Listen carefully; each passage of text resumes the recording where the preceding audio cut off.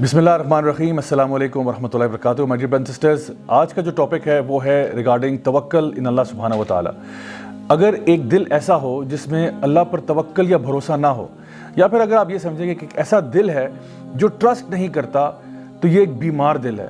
اور اس بیمار دل کا علاج کرنا بہت ضروری ہو جاتا ہے۔ اکثر اوقات ایسا ہوتا ہے کہ ہم لوگ اللہ تعالیٰ کے فیصلوں کے اوپر ناراض ہو جاتے ہیں، یا ہمیں سمجھ نہیں آتی کہ آخر ایسے فیصلے کیوں ہو رہے ہیں، اور ہم اس طرح کے سوال کرتے ہیں کہ آخر میرے ساتھ ایسا کیوں ہو رہا ہے، why is this happening to me، یا یہ واقعہ میری زندگی میں آخر کیوں پیش آیا۔ اللہ سبحانہ تعالیٰ اپنے نیک بندوں کے بارے میں ارشاد فرماتے ہیں کہ الا ان اولیاء اللہ لا خوف علیہم ولا هم یحزنون، کہ یقیناً جو اللہ کے ولی ہوتے ہیں، جو اللہ کے دوست ہوتے ہیں، نہ تو ان کو خوف ہوتا ہے اور نہ ان کو غم ہوتا ہے، یعنی نہ تو وہ فیوچر کے بارے میں خوفزدہ ہوتے ہیں، کیونکہ ظاہری بات ہے جب انسان فیوچر کے بارے میں سوچتا ہے تو اس کو خوف پیدا ہو سکتا ہے کہ مجھے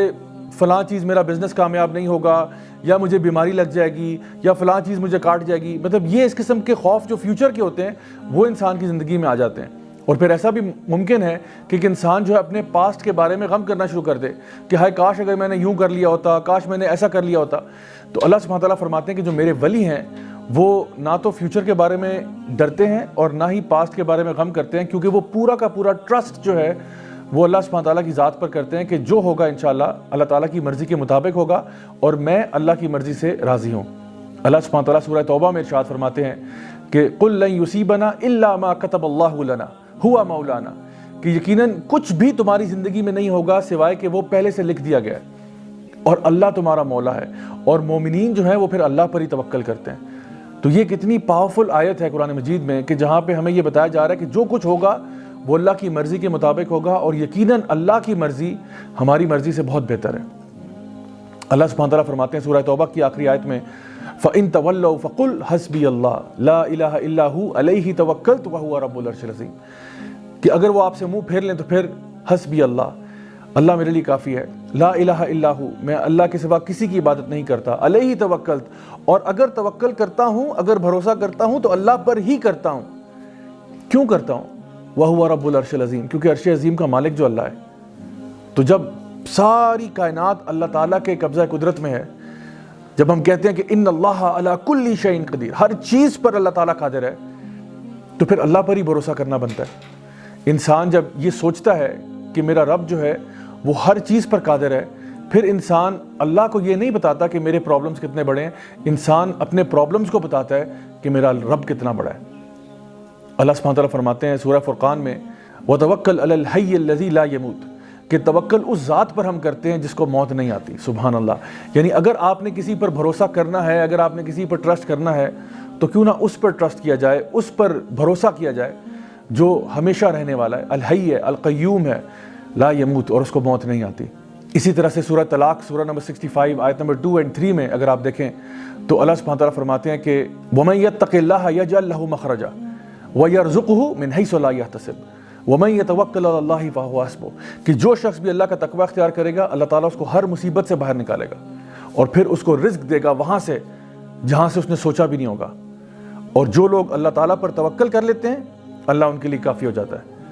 مائی ڈیئر برادرز اینڈ سسٹرز، تھوڑی دیر کے لیے ذرا سوچئے کہ اگر ہم اللہ پر بھروسہ کریں تو اللہ تعالیٰ کہتا ہے میں تمہارے لیے کافی ہو جاتا ہوں۔ تو اگر اللہ ہمارے لیے کافی ہو جائے تو اس کے بعد زندگی میں کوئی ٹینشن رہتی ہے، کوئی پریشانی رہتی ہے؟ سو اس لیے دل کے اطمینان کے لیے، دل کے سکون کے لیے اللہ تعالیٰ پر بھروسہ کرنا سیکھیں۔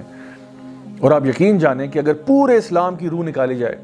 جیسا کہ سورہ زاریات میں اللہ تعالیٰ فرماتے ہیں وَمَا خَلَقْتُ الْجِنَّ وَالْإِنسَ إِلَّا لِيَعْبُدُونَ، کہ میں نے جنوں کو اور انسانوں کو کسی مقصد کے لیے پیدا نہیں کیا سوائے اس کے کہ وہ اللہ کی بندگی کریں۔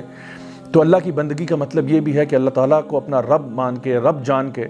اللہ پر بھروسہ کیا جائے۔ زندگی میں جو کچھ ہوگا انشاءاللہ الرحمن وہ اللہ تعالیٰ کی مرضی کے مطابق ہوگا۔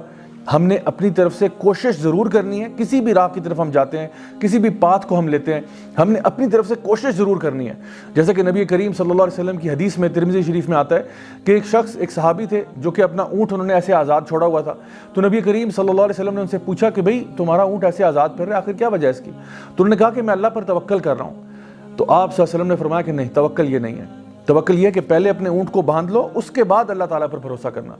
سو my dear brothers and sisters, ہمارے لیے ضروری یہ ہے کہ ہم جب بھی کوئی کام زندگی میں کرنے جاتے ہیں اپنی طرف سے حق حلال کا کام کریں، پوری کوشش کریں، پوری محنت کریں۔ اگر ہو گیا الحمدللہ، اگر نہیں ہوتا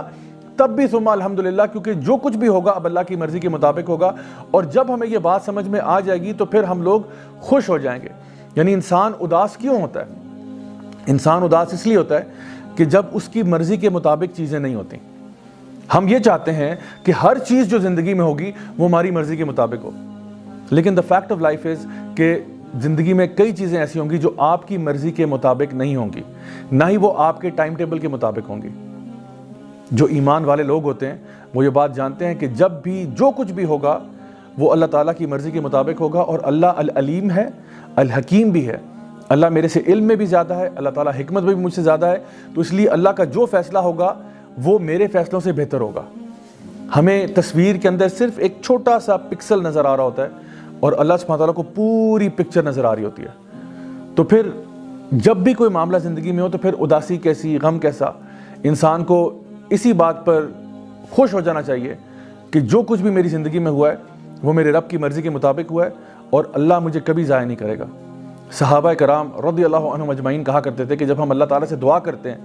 اور ہماری دعا قبول ہو جاتی ہے تو ہمیں بڑی خوشی ہوتی ہے، لیکن جب ہماری دعا قبول نہیں بھی ہوتی تو ہمیں زیادہ خوشی ہوتی ہے کہ پہلے ہماری مرضی تھی لیکن اب اللہ کی مرضی ہے، اور یقیناً اللہ کی مرضی ہماری مرضی سے تو بہت بہتر ہے. نبی کریم صلی اللہ علیہ وسلم کی ایک حدیث ہے جہاں پہ آپ نے فرمایا کہ اگر تم اللہ تعالیٰ پر توکل کرو جس طرح کی چڑیاں اللہ تعالیٰ پر توکل کرتی ہیں تو اللہ تمہیں اسی طرح عطا فرمائے گا جیسے چڑیوں کو عطا فرماتا ہے. کہ وہ صبح کے ٹائم اپنے گھروں سے نکلتی ہیں، اپنے گھونسلوں سے نکلتی ہیں، اور جب واپس گھر کو آتی ہیں تو ان کے پیٹ بھرے ہوتے ہیں.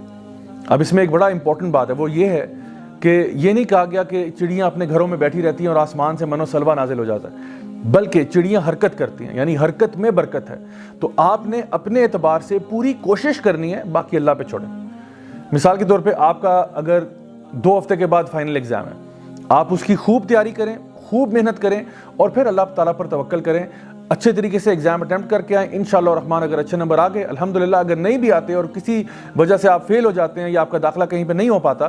تب بھی اللہ تعالیٰ پر پورا بھروسہ کریں کہ انشاءاللہ اس میں سے بھی خیر نکلے گی.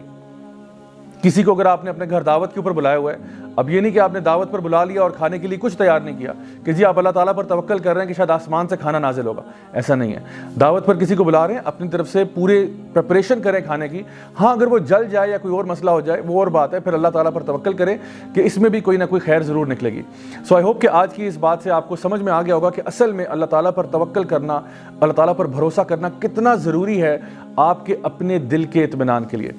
Until next time, this is me, Raja Zawlak, signing off. Wassalamu alaikum wa rahmatullahi wa barakatuh.